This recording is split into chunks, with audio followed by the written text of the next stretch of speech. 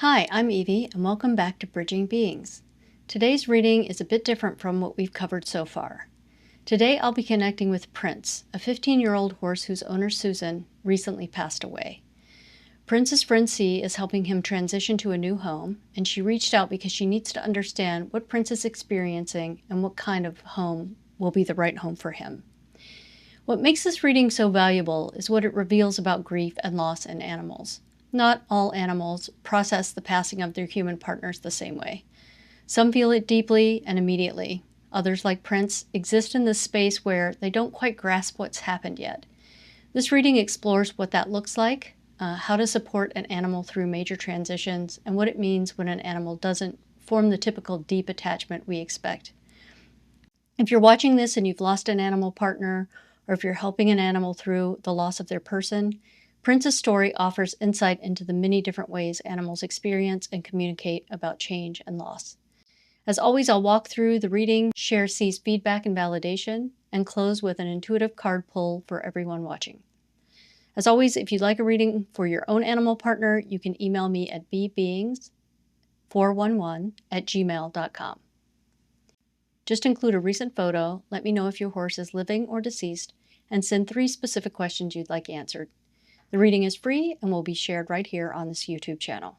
Okay, let's get to the reading.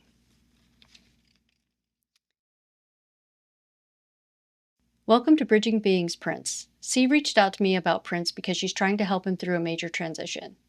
Prince's owner, Susan, recently passed away. Prince is currently living at a friend's place while C works to find him a forever home.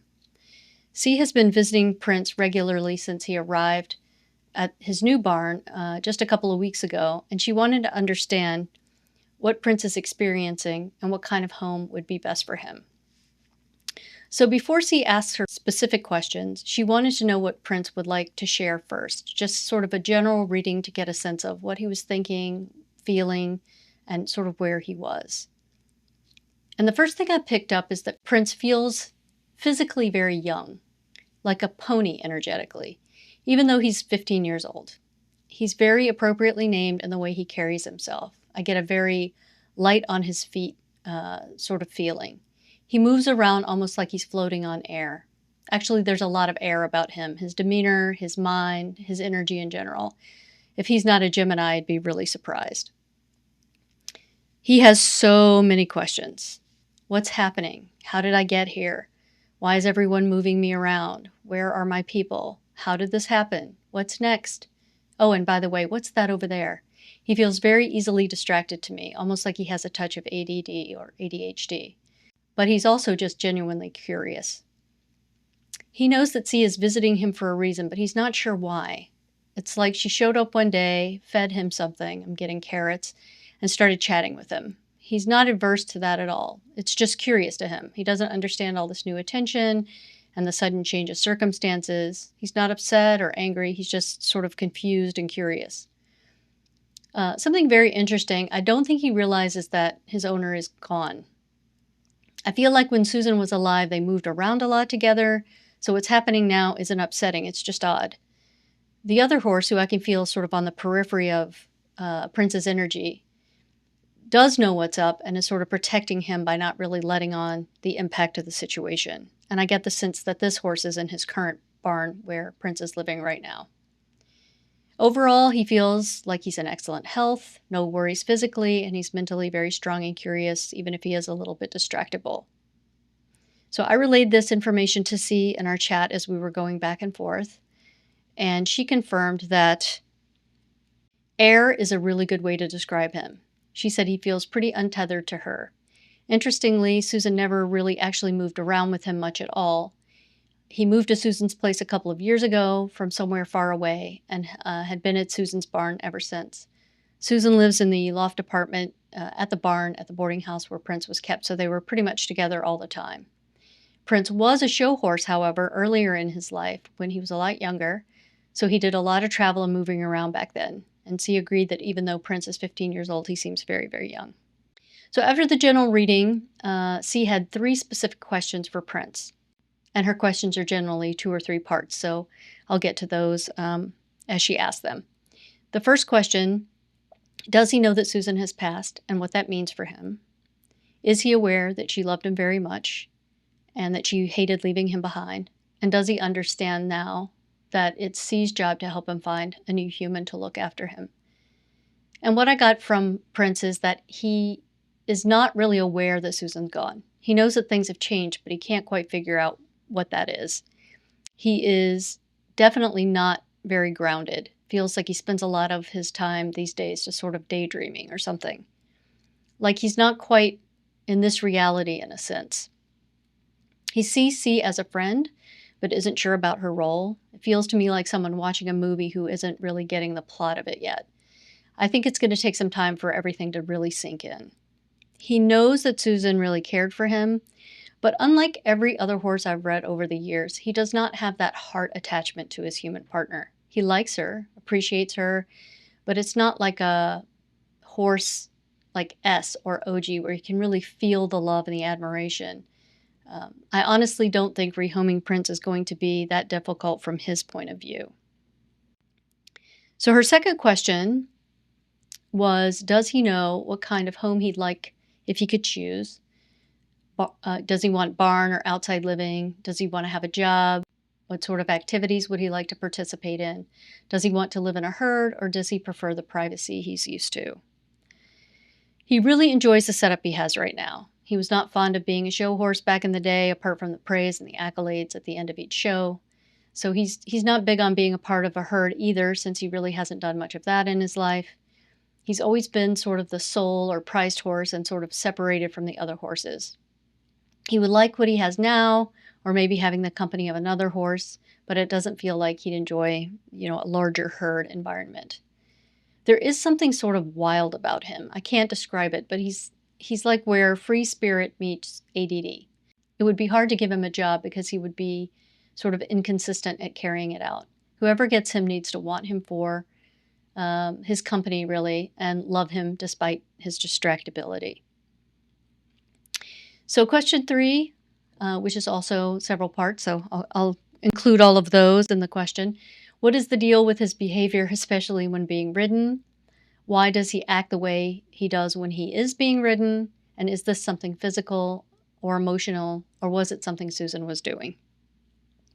So immediately I get this image of a weird mixture of him sort of floating over the ground, but then crossing his legs while he's trying to walk and squirming all around. It's a weird combination and a weird gait that he uses when he doesn't want to be ridden, which is often. He does not like to be ridden a lot.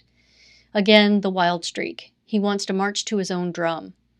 I also see him being kind of bitey, like he would reach back and try to bite Susan while she was riding him. Definitely a weird mix of signals, like if you were riding him, you'd be baffled at what you were supposed to do next. I think it's just him, though. I definitely don't feel like it's anything Susan was doing wrong.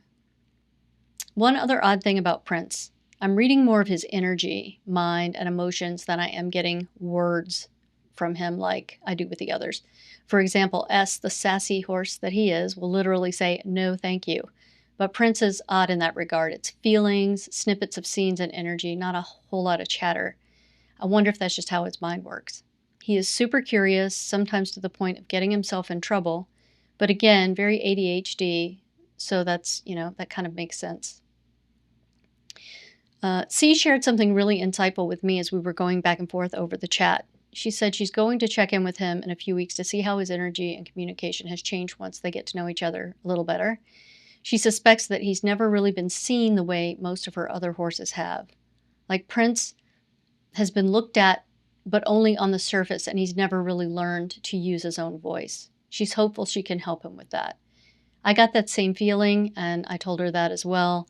And from what I know about her, she can absolutely help him with all of those things. She's an extraordinary horsewoman. She also mentioned that she hasn't talked to Prince yet about Susan's passing, only that she's there to help him find a safe space. Susan went to the hospital and Prince would have seen her while she was sick but still alive, so he doesn't really get that she isn't on this earth plane any longer. He left Susan's place to come to C's friend's place before she passed away, so he just suspects that they probably just moved. So again, he doesn't really realize that she's no longer with us. So just a few closing thoughts on our friend Prince here. He's really such a fascinating being. He's like a free spirit caught between two worlds, really. Not quite here, sort of in a daydream. He's airy, untethered, and that energy makes him sort of unique among horses. Unlike so many animals who form deep attachments to their humans, Prince floats through life with kind of more curiosity and wonder and not really a ton of heavy emotional bonds. So that will make this transition a bit less painful, I think, but also a little bit sad in my mind. C's insight that Prince has never truly been seen really sort of resonates with me.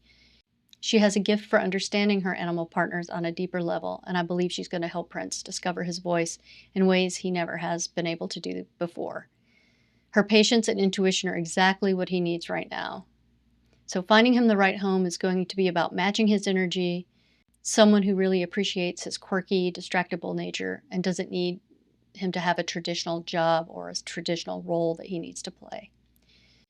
Okay, thank you, C, for allowing me to bridge this conversation with Prince. I'm honored to help guide this transition for whatever comes next.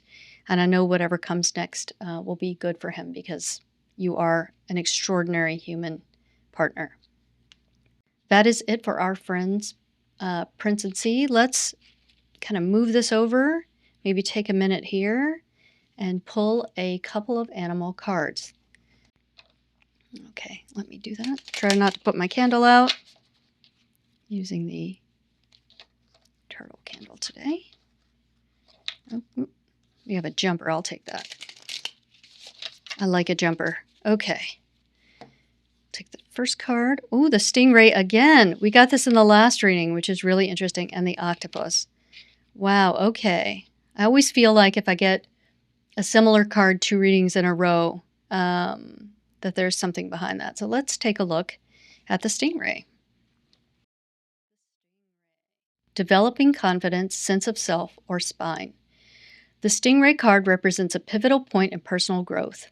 The moment has come when the stingray must decide between the old, easy, comfortable, and familiar, and the new, challenging, uncomfortable, and unfamiliar. Pressure from family and friends makes the decision even more complicated. No matter what choice is made now, it's inevitable that this dilemma will surface again and again as the force of Dharma growing within the stingray is too strong to ignore. Wow, and such a transition it is for our friend Prince here. When in balance, eager wants to grow. When out of balance, blames others and quits. To bring into balance, move through the discomfort. So, absolutely, our friend Prince here is on the cusp of some serious transition, challenging, uncomfortable, and probably unfamiliar. And there's a lot of pressure on this decision for C and for those around her to find him a good forever home and make sure he's appreciated for who he is. So that's interesting. Developing confidence, sense of self, or spine. And C's even said that she really wants to work with Prince on, coming into his own voice and knowing himself, probably for the very first time. So that's very interesting. I love that card. And I love that we got it twice in 2 readings. All right. Let's move on to our friend the octopus. Luckily, they're in the same section.